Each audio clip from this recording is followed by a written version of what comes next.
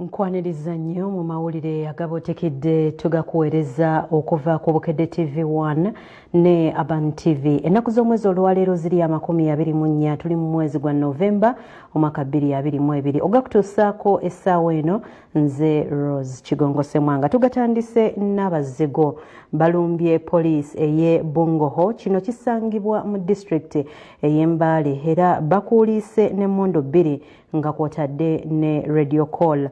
Mu kiseera kino abapoliisi basatu bakwatiddwa bayambeko mu kunoonyereza. Bino webibeereddewo nga olunaku olw'eggulo Abazigu era babadde Balumbye Poliisi ey'e Nankulabye, kyokka abasirikale ne bawanyisiganya nabo amasasi olwo bo ne badduka.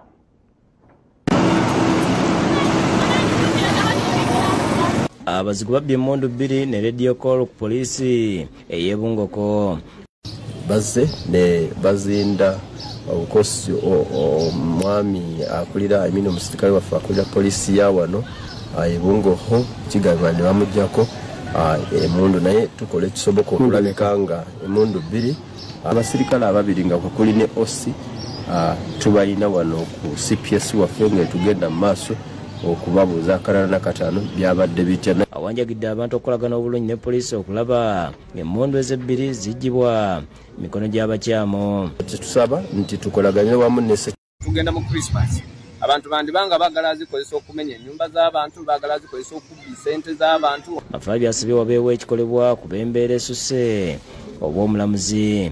So tuli mu kutya ate mpira poliisi omulango ne UPDF okweyongeza amaanyi kubanga kati e Bungoho tulina ne insecurity.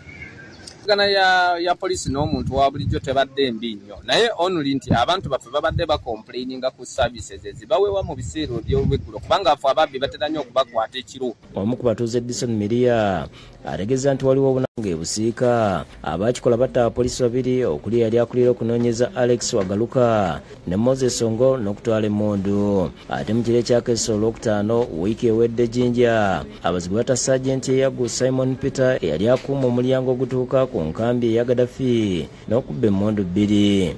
Wilfred Masaba yakusakidde eggulu lino.